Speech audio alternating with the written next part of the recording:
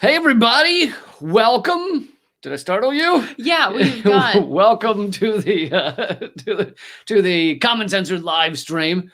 It's a pleasure to have you here, especially you. You know who you are. Welcome. And for those of you who don't know, we do these fairly regularly, and we like to raise money for people. So if you want to donate a couple of dollars at youtube.com/moment of clarity, you can click the dollar button next to the comments. And all of the money this week is going to No more deaths. No más muertes. No Mas Muertes, which we will explain more about that if you hadn't heard of that before in a few minutes. But I want to welcome you first. And so we'll be chatting with you for about an hour, and we'd love for you guys to throw in comments, to say what you want to hear about, to tell us what you'd like to talk about. Unfortunately, we don't speak Arabic, which I think is what that is.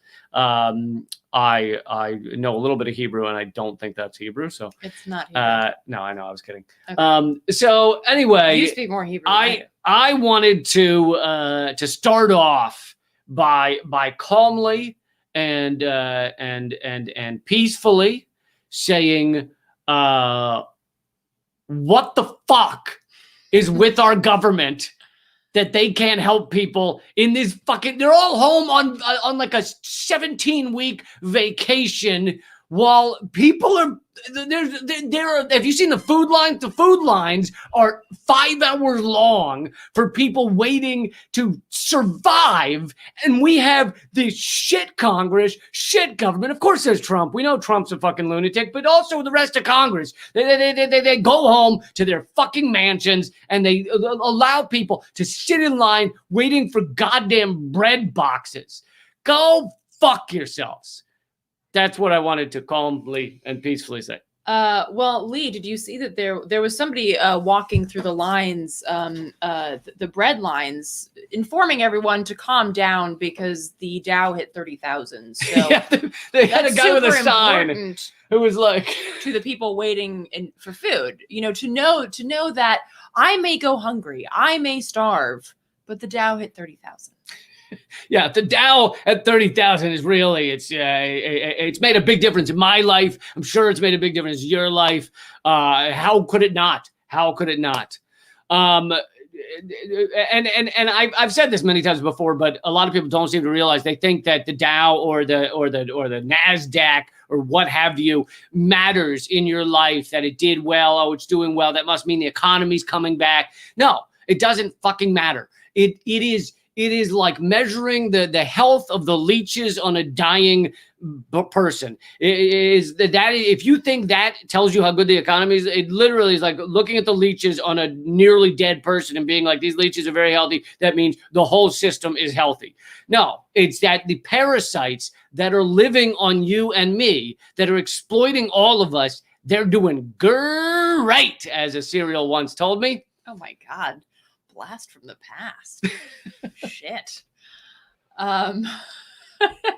Yeah, no, and this is evidenced, I think something recently that I don't remember if we talked about here, if we talked about it on the podcast, but so there's the vaccine that AstraZeneca and Oxford have come up with together, that they're putting out not for profit. And when AstraZeneca announced, oh, we're doing this not for profit, the stock market went down, because if you say that you're doing something not for profit, that basically means, hey, we're going to try to make this accessible to more people, then the stock market plummets. It's just like when Trump said that he's going to pull troops out of Syria or Afghanistan. What happens? The stock market drops. Why? Because killing people is good for the economy. War is profit.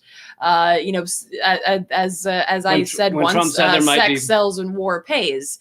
So you were literally making bank off of killing people. And so when something that's good for people happens, the stock market drops, because it's like, wait, what do we do with that? What do we do with people being healthy or alive or thriving? That doesn't work for us.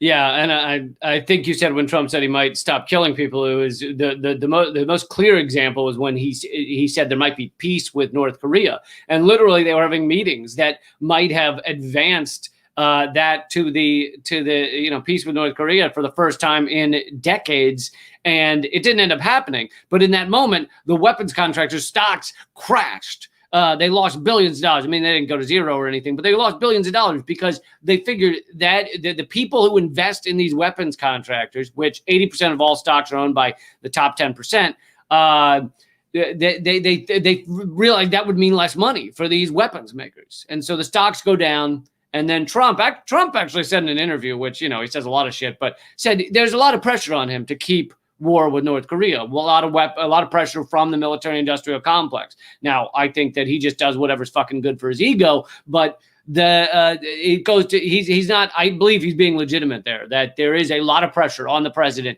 to continue endless war. However, since we only put sociopaths in that position, they don't really have a problem giving into that pressure. It's not really keeping them up at night. And actually, I think in a minute I'll mention something from Obama's memoir that agrees with that. So a couple of folks were talking about the guy. I can't remember his name. Oh, Shkreli, I think.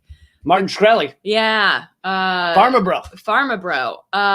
Some folks were talking about him, and he was, I don't know if he went to jail, but he was actually found guilty because he fucked with rich people. Not because he increased the price of the EpiPen by whatever it was, like 1,000% or something. I think he wasn't the EpiPen. He was another one. But sorry. A life-saving AIDS. The EpiPen was somebody else. A life-saving AIDS drug, I think it was. My bad. There are too many of these people. There's too many of these sociopaths out there. But yeah, so he didn't go to jail or he wasn't thrown under the bus because of that. Taking advantage of sick and poor people, that's totally fine. But when you start fucking with rich people, just like, Madoff found out, if you start fucking with the rich people, that's when shit goes wrong for you. Right. Madoff, another great example. He's basically the only person to have been locked up for the 2008 collapse. And what did he do? He wasn't the one pushing the subprime mortgages on black families across the country, was he? No, he was the one who took the money of rich people, gave them money back. Turned out he had a Ponzi scheme, and it all collapsed. And so he couldn't give them money back. So he basically ended up accidentally stealing from rich people because it collapsed out from under him, as Ponzi schemes do. And as I've explained many times, the stock market is a Ponzi scheme. The whole fucking thing. It's not just Marty Madoff. It's the whole thing is a Ponzi scheme. If people were to stop investing and there was no one to sell their stocks to, the whole house of cards comes down. Yep. So I think we covered everything. Have a good night. Thank you. You were going to pivot to Obama? Oh, I was going to say something about Obama, but actually first let's explain what the donations are going to this week. Yes. So as folks will know, if you've joined us before, if you're watching on youtube.com/moment of clarity, down where you're putting in your comment, you can click on the $sign, and the donations tonight are going, excuse me, are going to, I don't know if you know them, but they do great work, mainly work on people's larynxes. The donations are going to No More Deaths, No Mas Muertes. It's an organization that works at the border, the so-called border of the United States, to ensure the human rights of the people who are crossing and that are in that area. Also working a lot with immigrant rights organizations. They have some great resources on their site that talk about, how to organize. Thanks, Stewie. How to organize around immigrants' rights in your area, including, like what to do if ICE shows up, things like that. Thank you, Stewie. And yeah, so that's where the donations are going to today. Thank you, Stewie. We've got a question about. Stewie asked what we think of Neera Tanden, who is she may be like the top. Like Israel pusher, but not just Israel pusher, but like anti anyone who ever says anything negative about Israel, like to the point where she calls anyone who says that anti-Semitic. She's a horrible human being. Just viscerally goes at anyone online who dares to say true facts about Israel's military and what they do, to the Palestinians and that kind of thing. And she's just been made Joe Biden's budget chief. She also, in a great quote, which I don't have in front of me, but you can find it online, she said in an interview that that she supports our bombing in Libya because we have a deficit and they have a lot of oil. So, I mean, that's what you want in a budget chief, right? You want them to look to countries and be like, if we collapse that country, we could steal their oil. Honest. Yeah. Lovely. That's she's a horrible human being. Thanks. Who was it? Sean and John for donating. All proceeds. Thank you for the drunken noodles money. Drunken noodles money, yes. All the proceeds are going to no more deaths. No más muertes. Yes, indeed. Yes. So keep throwing in topics. Thanks for the near tangent topic there. I'm sorry I don't have tons to say about her. Just horrible human being, and it says a lot about Joe Biden, doesn't it? Yeah. No, I think. So you think he's gonna be good on Israel? You mean good to Israel? Yes, I do. Good to humanity? No, not at all. So what I was gonna say about so Obama's memoir has come out, and I'm not reading it, and you should not buy it. Don't support. Don't encourage him. Do not encourage him. Please don't feed the animals. Don't feed the animals.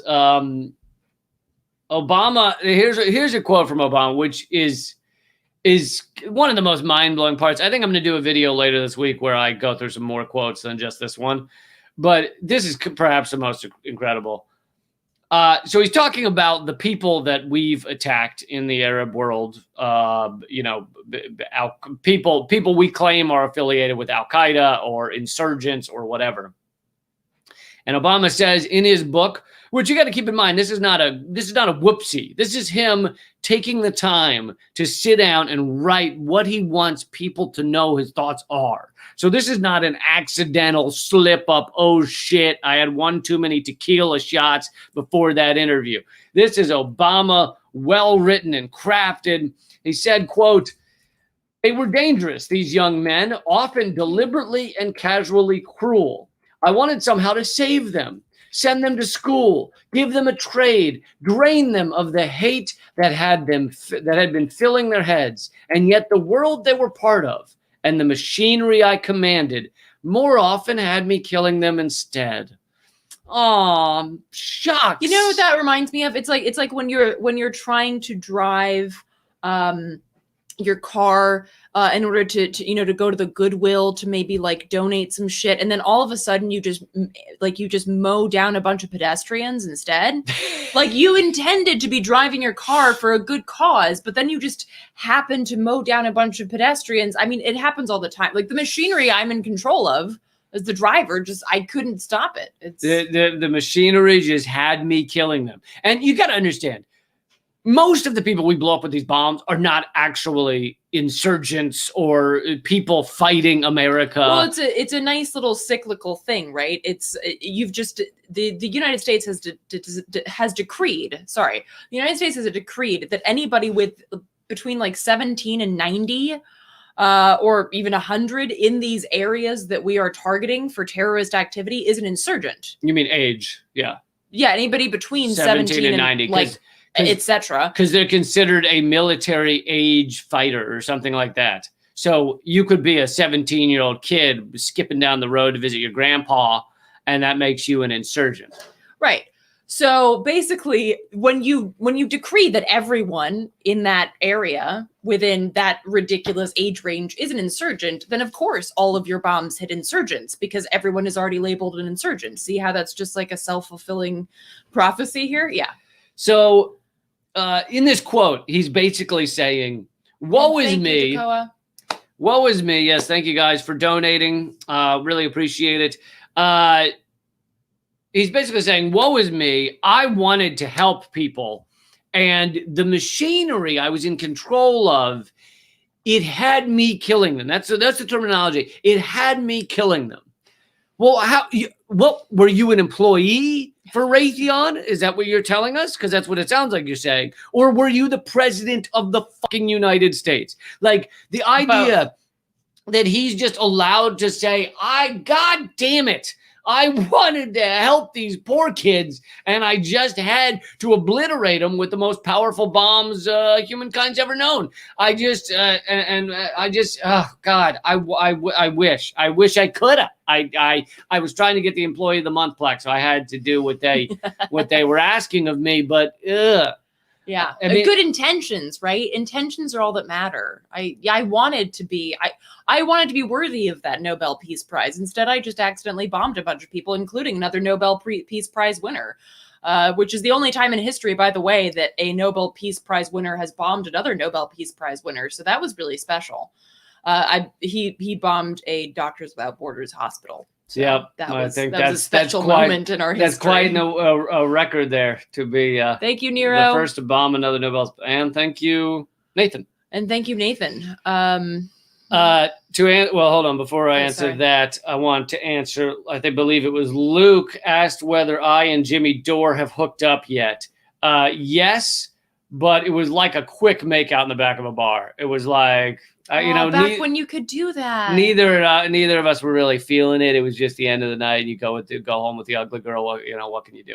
As we used to say in the studio world, it's fucking convenient. So, whoever's there at the end of the night, and you're just like, I could use this. I'm gonna assume Luke actually meant have we worked together? And yes, Jimmy and I have worked together on a ton of things, going way back before you probably ever knew either of our names.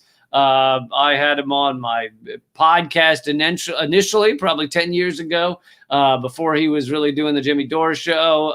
I've been on the Jimmy Dore show, I think, probably 3 or 5 times.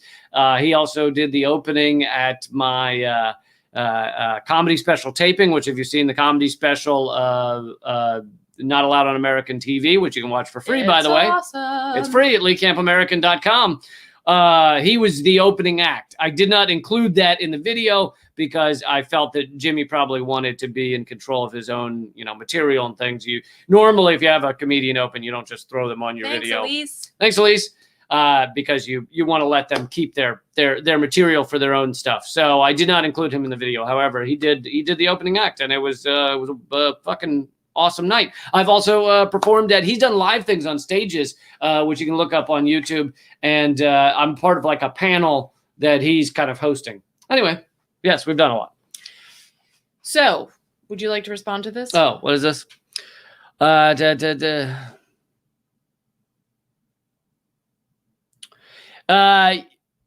I mean, I haven't studied what's going on much in Azerbaijan, but wow, thank you, Marty. I'm sorry. Wow, $50. Thanks, Marty. But I think there's better people to go to for analysis of this. But in general, yes, the U.S. has been a long time weapons contractor friend with Turkey. Trump has been largely friendly with Turkey, although he did tell Turkey, please stop taking over Syria because that's ours and we own Syria. And so he got upset at Turkey for that. But in general, we love these autocratic, awful leaders, and we send weapons to them, and we get upset if they buy weapons from others. So I know Turkey has bought some weapon systems from Russia, and we were like, how dare you? How dare you blow up people with somebody else's weapons? We help you blow up people. You do not go freelancing your people blowing upping. Your people blowing upping. I like that. So that was the speech that Trump gave, I think. I was just trying to see if there's anybody that we know and trust talking about this issue. I can't. Ben Norton has been tweeting about it. So you can learn more about Azerbaijan from Ben Norton, I know. But yeah, I haven't really been digging into it that much. I did see, though, and you probably support this, that the people were so furious with the peace deal that they, I believe it was the Azerbaijan parliament they went into. I don't think anyone was in there. Oh, they did beat up one parliamentarian, but they set it on fire. So. Yeah, well, they recently set Congress on fire in, help me out here. Azerbaijan. Not Azerbaijan. It was the one I was talking about. Okay, but that's not the one I was talking about. I think we're talking about the same one. No, because I'm talking about South America. Like, yeah, Honduras or Nicaragua or something. Neither. But yes, okay. I'm just now I have to find this. All right, you go find that.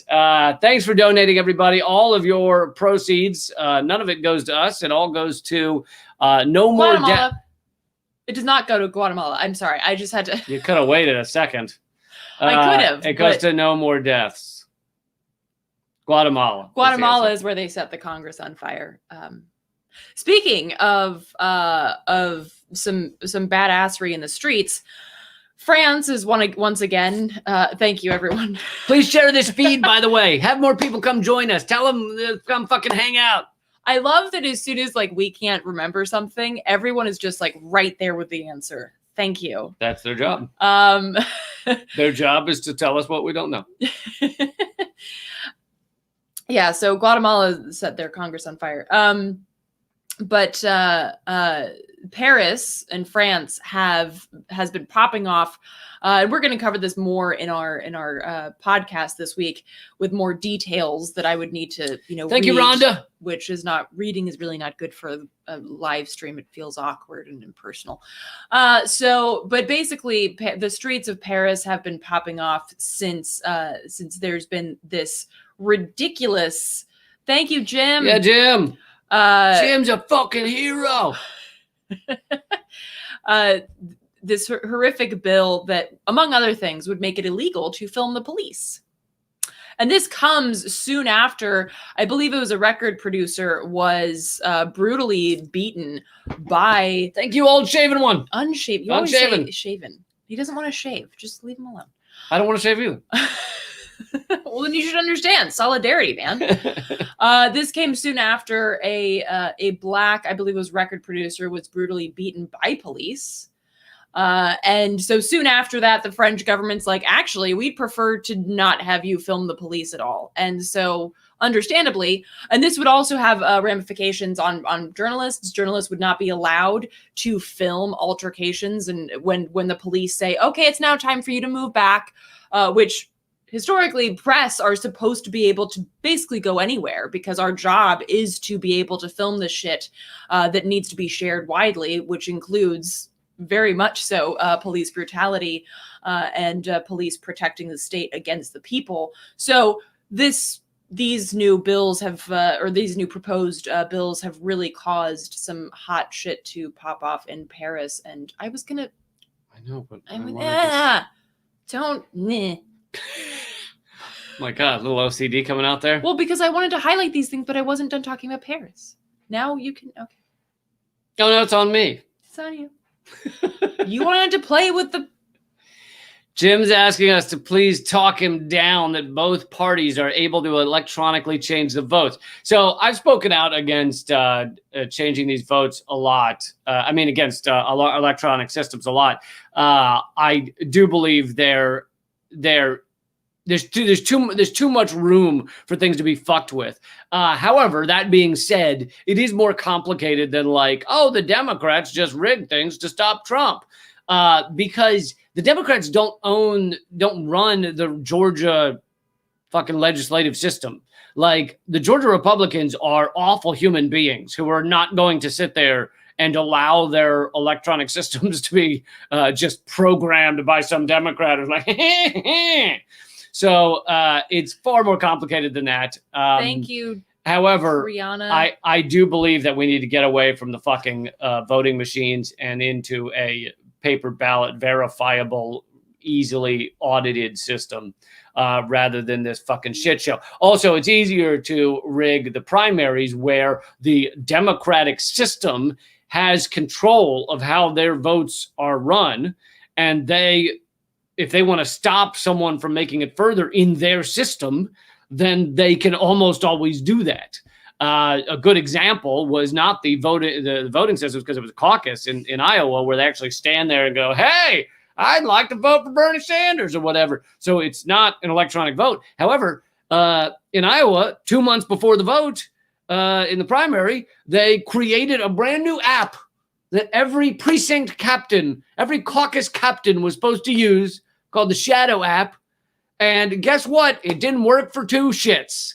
So they had mass chaos on the night of, which is exactly what they wanted. So there are ways for them to rig their primaries easier than there are ways to rig the general. The general, however, there is rigging that goes on, which is mainly the vast majority of it is purging of voters from the rolls, which is done more so by Republicans because they like to purge, because Democrats do better when more people vote, Republicans do better when fewer people vote. So if you purge a ton of black and brown voters, then it's good for Republicans. So. Yeah, but both parties are certainly fucking with the electoral system. To answer your question, Triana, I am going to quote Lewis Black here.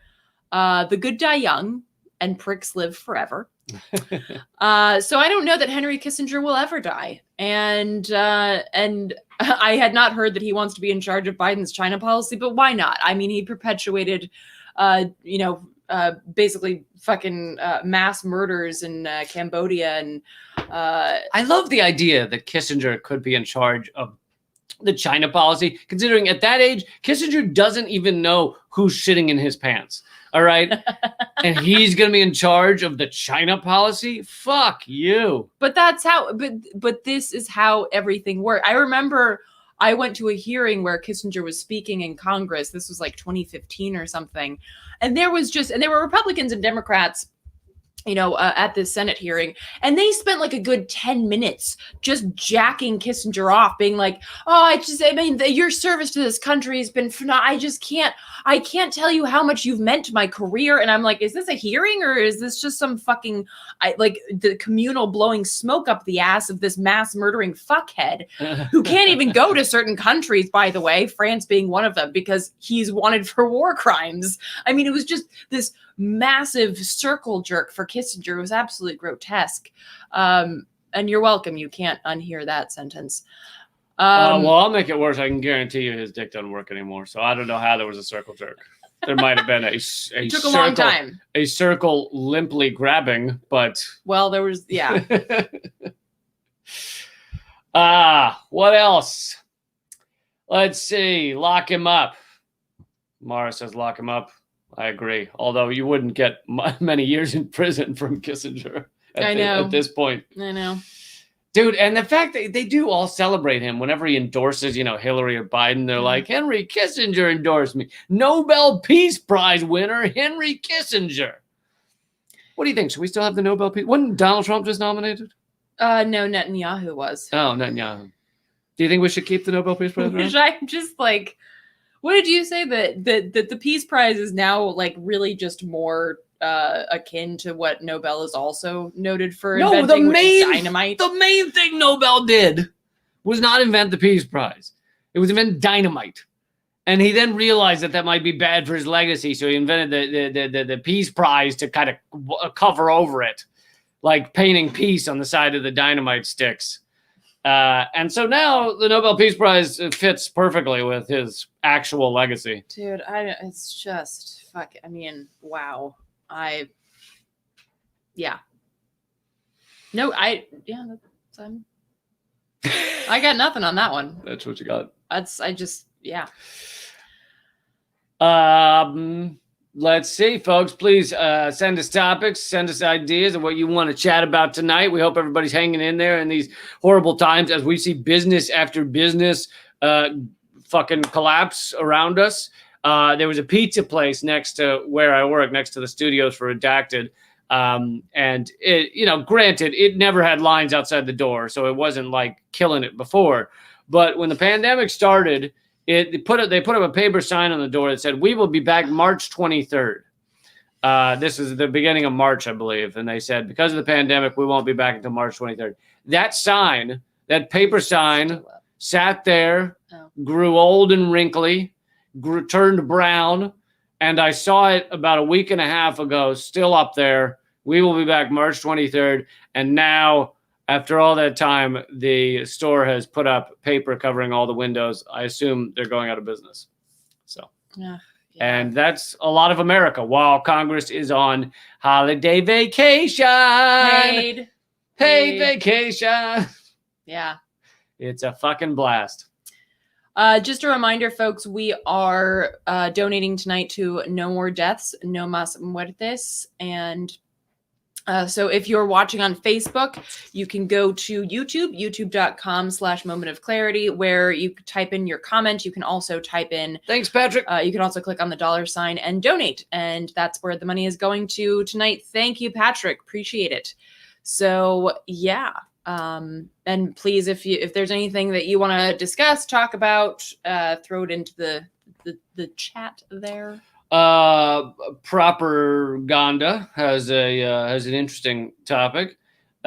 He or she says, let's talk about nanotechnology in intelligence and military. So how do I put this? Fucking terrifying. It obviously there can be some good things with nanotechnology, obviously with medical, there can be medical uses, but in general, we are not that far off from people being able to create things in their own basement that the reproducing thing is horrifying enough. But even without self-reproducing, if someone could release 1,000 things the size of a mosquito that can travel 100 miles and inject people with something to kill them or something to make them sick or whatever, it could wreak havoc. I mean, it'd be almost unstoppable.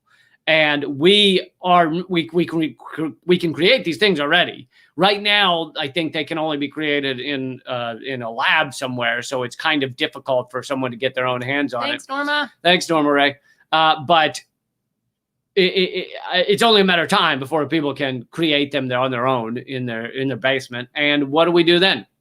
And no one really addresses these questions. There's no, we all think like, oh, they got it covered. Someone's thinking about and this who's stuff. The they? Someone really smart. Stephen Hawking out there is figuring it out. And it's like, no, they're not. They don't have it figured out.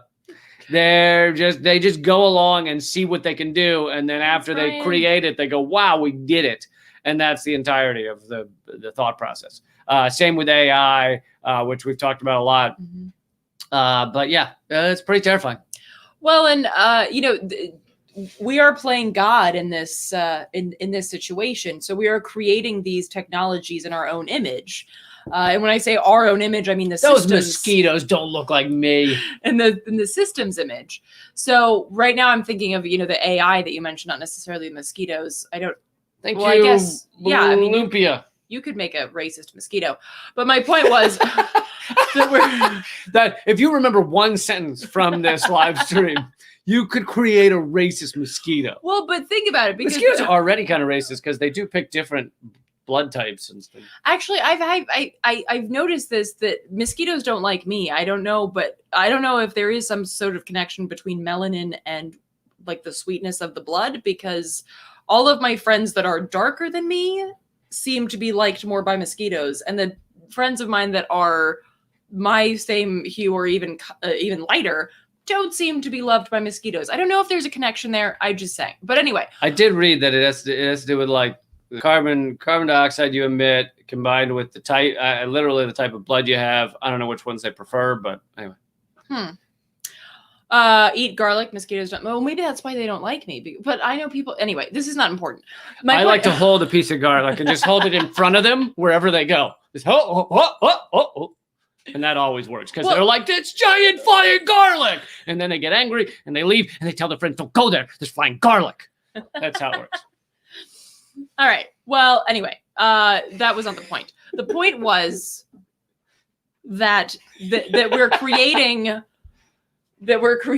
these technologies in the image. Thank you, Nathan.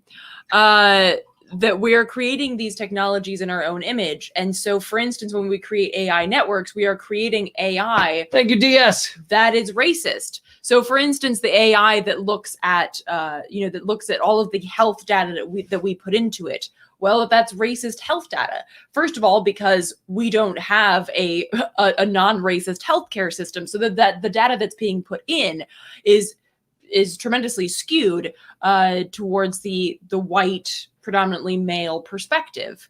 So that means the idea that the AI and the technologies that we're creating are altruistic and they're progressive, no, because the system that's creating it isn't. So that's also like a very important thing to note, that when the God that's creating these technologies is an asshole, then the technology is going to be an asshole too, but a more powerful asshole. That's terrifying. Hold on, highlight. Great points. Also, new sentence to remember. No, not that one. Next one.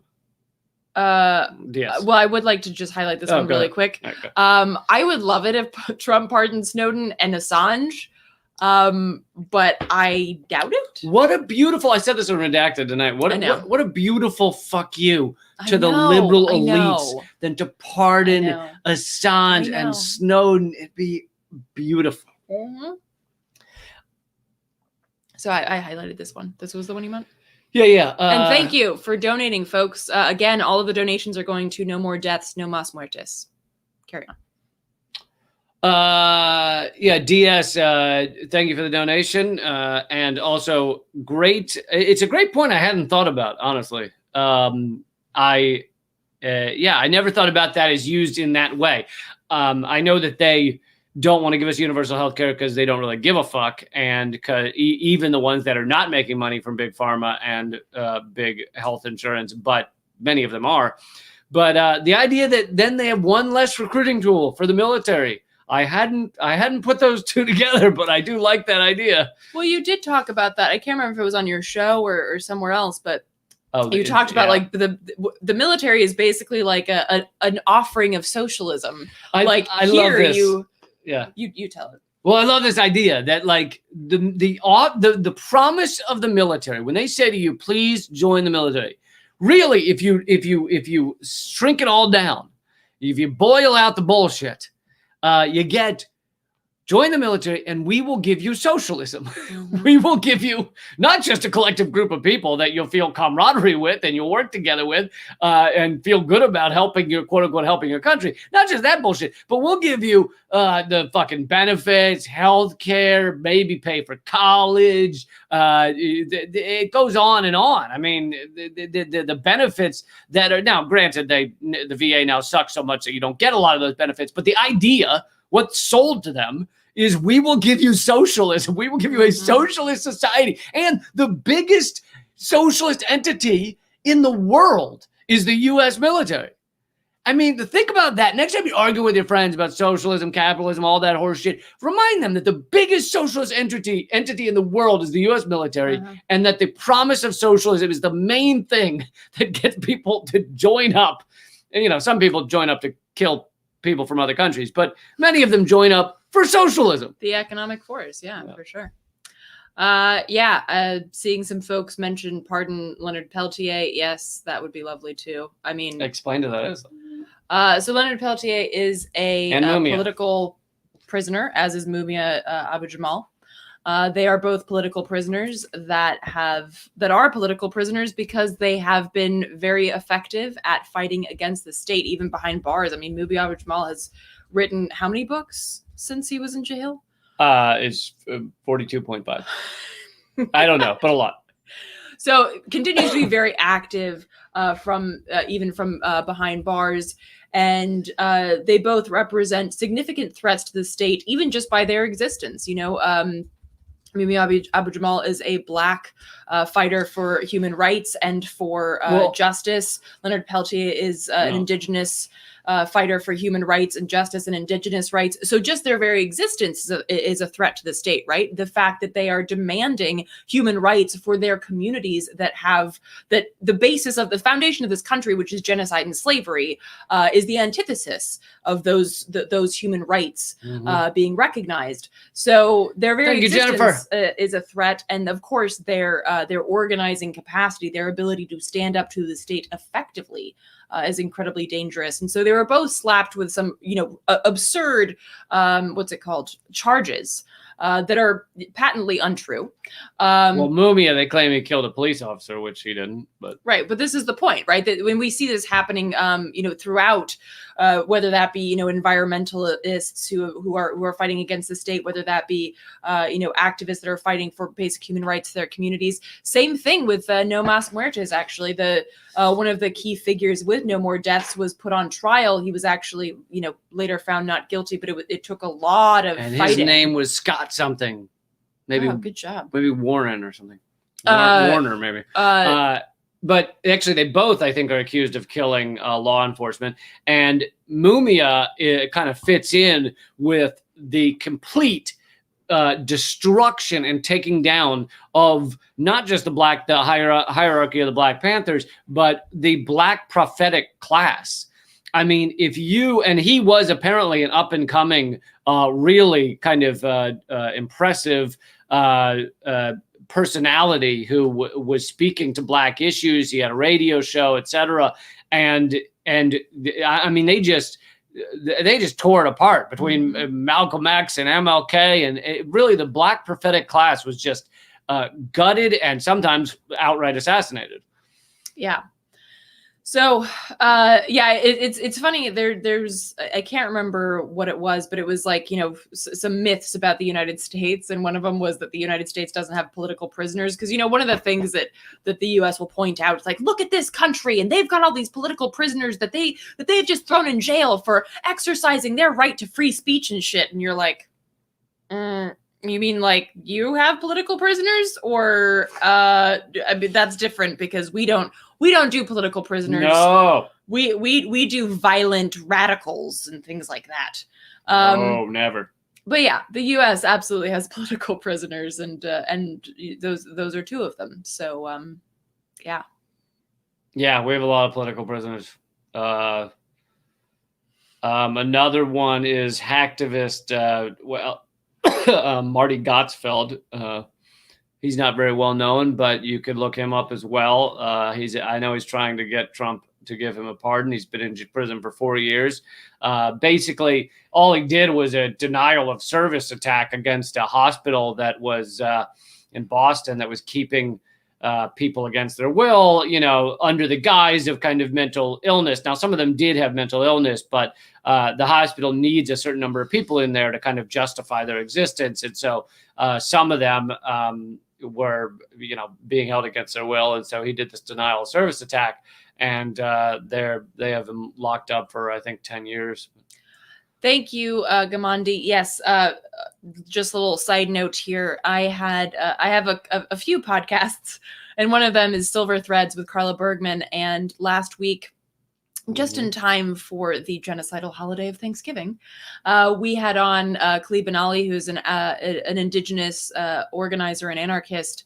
It's a phenomenal conversation with him. He's absolutely incredible, an incredible organizer, an incredible human being. So check that out. You can check that out wherever you find your podcast. It's called the Silver Threads Podcast. And thank you for the donation, Satnam. And yes, I do love Arundhati Roy. So I agree. I do love. And thank you for the donation. So if we get $50 over the next 10 minutes, we'll stay an extra 10 minutes. And I'd love to do that because No More Deaths is a great organization. I remember first learning about them. They were leaving jugs of water out in the desert for people passing to the U.S. Now, that's what he was on trial for, by the way. Was giving humanitarian aid to people that were at risk of dying. Yep. In the desert. Yep. And something you have to realize is even if you were one of these people that despises immigrants, and granted, I understand the people hanging out with us are probably not those who despise immigrants, but even if you were, hopefully, whether you despise immigrants or not, you are not for killing people. You're not for murder. If you have a moral bone in your fucking body. So it doesn't matter whether you love or hate. Wow, Well, AD would like the extra 10 minutes. Thank you, AD, so much. That's incredible. $50. Really, really appreciate it. So if you have a moral bone in your body, whether you hate immigrants or not, you shouldn't want them to die in the desert. So the fact that there is water being left there, I mean, that doesn't make them any more likely to become citizens. It doesn't change. Wait, water doesn't equal citizenship? Yeah, exactly. It doesn't change your ability to despise immigrants. I'm right now, I'm preaching to like Trump followers. I know. It doesn't change that. All it's doing is saving fucking lives, often of like children who are with their parents or with a guardian trying to get across. And these people have been pushed to the brink, which is why they decided to make the journey in the first place. And so the fact that these people leave water for them should be something that should be rewarded and heralded by all of us as a way a human being should fucking behave for other human beings. And instead, not only do the authorities go around and they stab the water bottles just because they don't want to collect them, so they just dump out the water. So yes, Armando, they do. Oh, sorry. There's actually no. That was perfect. Perfect transition. There's actually video of Border Patrol doing this, of going around to the jugs and dumping them out. And then just like leaving the bottles there as an extra fuck you. Like, hey, there used to be water here for you, but we've dumped it out because we're fucking fascists. Yep. So they go and they destroy the water, and then the people are off. They can find dropping these water off are arrested, and no more deaths. Does that kind of thing, leaves water for them. Sometimes we'll give them a place to sleep if needed, but. Yeah, it's straight up legit just humanitarian aid. Straight up humanitarian aid. Like the real kind, not the bullshit kind the US does. Not the Red Cross kind of shit, like actual humanitarian aid. And here's the other point to this that makes it like even just that much more fucking sickening. The majority of people who are ending up in these positions where they're desperate for water and are dying of exposure are people that are fleeing places that have been destroyed by the United States. So the United States is destroying their home place and then killing them and then or like subjecting them to a slow and painful death as they try to flee the home place that the United States has destroyed. I mean, that is a level of sociopathy, of twisted fucking, like, it's just a fucking horror show that really kind of embodies the United States and this sort of the mentality and the paradigm of the empire. And it's why it's so important to connect all these issues, right? Because the question can arise, and it should arise, really, like, well, why are all these people fleeing their home place? What's going on there? And then that question leads to the answer, oh, it's the same fucking government that's refusing to give them basic humanitarian aid. Oh, they're destroying their home place. Full circle. Yeah, so it's fucking horrifying. And No More Deaths does a great job also of connecting these issues so that we understand, so that folks understand that these are not siloed issues. They are absolutely deeply connected. There's a lot of there's also resources on their site about the School of the Americas, which is now called WinSec. WinSec. Well done. Boom! That just flew forward from the back of my brain, like the wind in a second. Very, very nicely played. So they do a good job of connecting those issues. So yeah. Someone asked if I do stand-up comedy. Yeah, my comedy special, my latest one is free to watch. Stand-up comedy special is free to watch at leecampamerican.com. And yeah, been doing it. Thank you, Michael. Been doing stand-up comedy for 20 some odd years. Thank you, Michael. Wow, that's incredible. $20. And thank you, Ryan. Thank you. No. I don't usually say you're a man of few words. And by the way, I actually did, because I was arguing with a friend who shall remain nameless. I've looked into some of the stuff people are trying to share about how this pandemic was planned, and they'll point and there's a lot of there's a lot of things they point to where they're like, look, this group or that group or this government agency was looking into pandemics at 4 months before a year before. They even said it was called a coronavirus pandemic. And here's the thing: if you actually take 3 minutes to look up some of this stuff, the government agencies try and plan out what will go down in a pandemic all the time. That's not unusual. And secondly, coronavirus would be a normal plan for them to look into because it's been around since the 60s, different versions of it. So they were basically saying in the planning, what if there was a coronavirus that was less controllable, more contagious? We didn't know how to stop it. And then they try and figure out what would we do around the world. And that's not uncommon. What is the nefarious, awful shit about this is called shock doctrine. It's called, they know natural disasters like a pandemic are going to happen, and they use them for their means. $4.25 trillion was given to Wall Street in the first act that Congress put forward. So they steal money in these moments. That doesn't mean that they fucking injected people with COVID-19 or that they are lying about the numbers. It means they know natural disasters happen. They will always happen, and they use them. So, and this flows nicely into this next question. That the shock doctrine, as noted, is also a book, and it's a good one. It's a good one. And let's all have a moment of silence for Naomi Klein. I know she's not dead. She's not dead. She's just bought off, I guess. Sold out a little bit. Sold out. Thank you, Matthew. She works with Big Green a lot. But she has a lot of important things to say. Thank you, Rhonda. In the past. No Logo, also impressive work. That's the one that kind of put her on the map. She's been captured by The Intercept, which many great writers have been.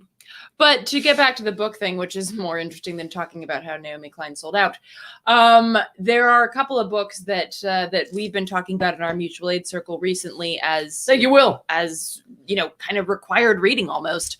One of them is is Revolutionary Suicide. It's the autobiography of Huey P. Newton, the co-founder of the Black Panther Party with Bobby Seale.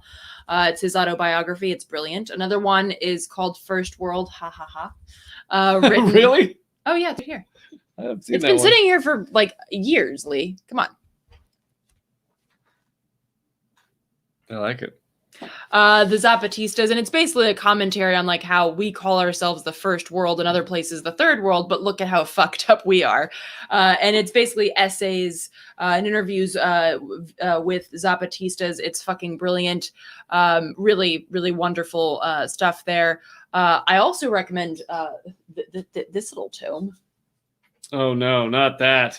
Oh, Jesus. I don't know where you got that. That's Lee Camp's book. That's my book. It's at leecampbook.com. It's called Bullet Points and Punchlines. And believe it or not, because I believe the two-party system is fucking rigged against us, it's basically corporations owning our government. Most of what's in that book, which is heavily sourced, and you can look at all the footnotes where it's all coming from. I don't just make shit up. Most of it still holds true. Very little of will change because Trump is leaving. It references things Obama did, it references things Trump did, but much of it is about the system as a whole. So if you go to leecampbook.com and you get 20% off by using the coupon code, the initials of the title, BPAPL, then you will learn a lot. So the book about the Zapatistas is called First World, ha ha ha, and I'm typing that right there. Another one that's really good is a book by Scott Crow called Black Flags and Windmills, and that's a really badass book about mutual aid and about mutual aid after Hurricane Katrina that kind of created the Common Ground collective, which is still in existence today, I believe. Another great one is Joyful Militancy by Carla Bergman, and who's the co-host of her podcast, Silver Threads. It's like a self-help book for organizers and activists and radicals. It's fucking phenomenal. I highly recommend it. It's your sorry. I just thought of a great book that people should check out. Well, I don't have any more copies left. Yeah. Okay. It's my book. Check out our movie instead. I'm out of physical copies. I'm working on getting the book in digital format to put up on the website. But yeah, you can check out my film instead. But don't show them my book. Yeah. Sorry. There's so many rad books. Another book that is important for right now is an Indigenous Peoples History of the United States. I'd say right now it's important all the time, but I'm just thinking, in the week past Thanksgiving, it's a really powerful book that tells the stories that have been buried and really highlights the importance of recognizing history through a decolonizing lens. And there are so many more, but there's a little. I feel we could actually just keep grabbing from the bookshelf. Dude, here. For real. I mean, yes, yes. But I don't know where you guys were earlier, but everybody's throwing out great topics. One was somebody asked if do we recommend George Carlin to read? Absolutely, George Carlin does some awesome shit, and he's also good to watch, so you should do that too. And I was looking for it to highlight it for you because I know you'll have the most to say on this. But someone asked what we think of the Rojava Revolution, and yes. That's another great book. A Small Key Can Open a Large Door is a really brilliant book. It's a collection of essays written by folks that are from Rojava that have fought that fight in that area. So there's two sides of the Rojava thing, and I wanted you to first explain what Rojava is.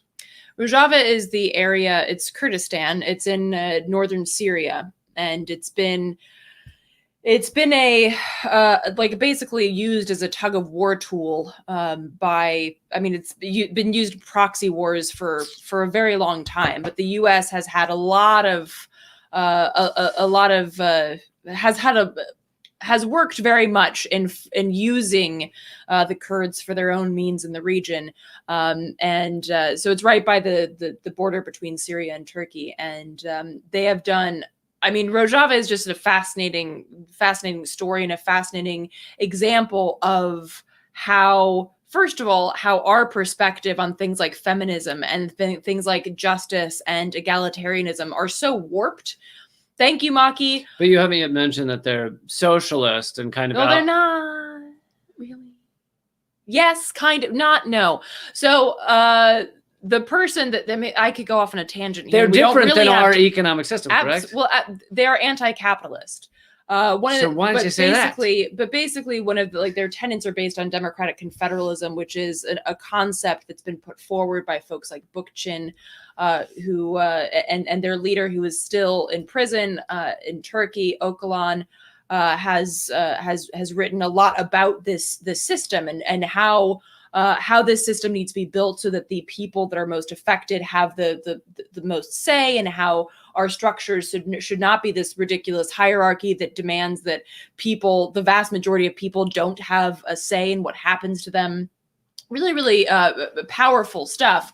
And that is talked about in the book that I mentioned, the book of essays. Also, if you can read Bookchin and his commentary that was also used and kind of repurposed by folks like Öcalan.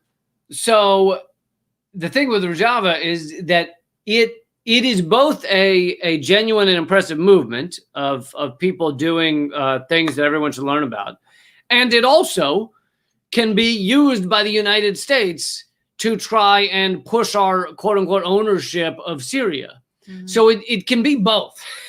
And that is how you end up with posters supporting Rojava, like corporate-run posters in Britain supporting Rojava.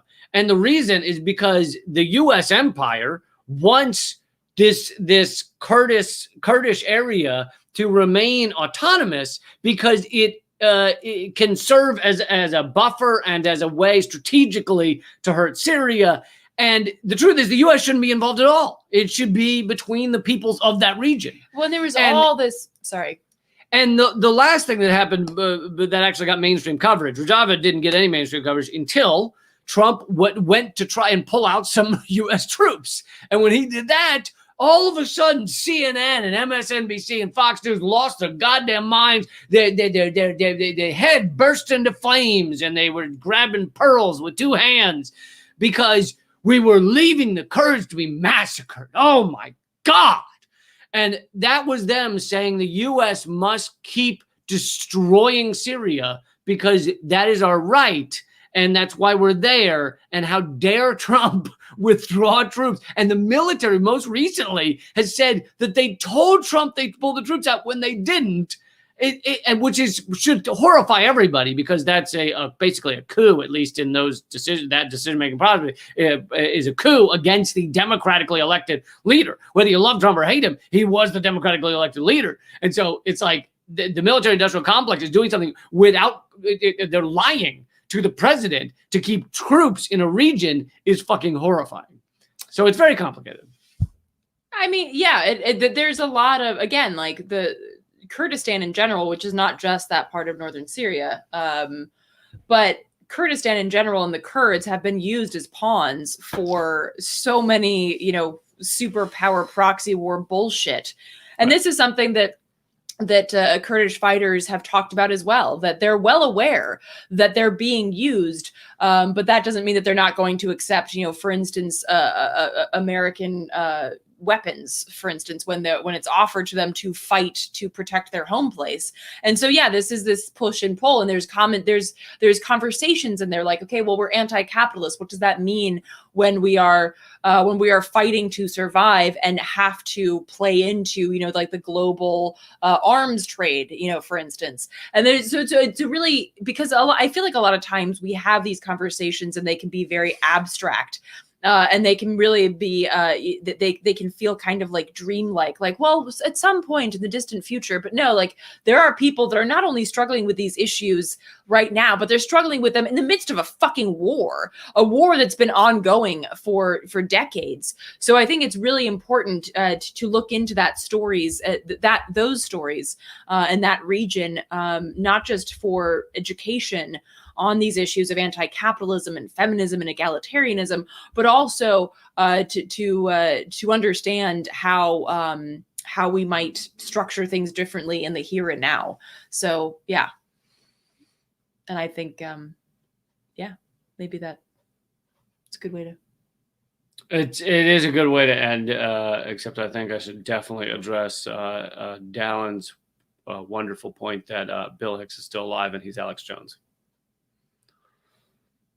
I thought so. All I saw was that Bill Hicks is not dead, and I thought that just meant like he lives on within us. No, which is true. People hilariously want to say that Alex Jones is Bill Hicks.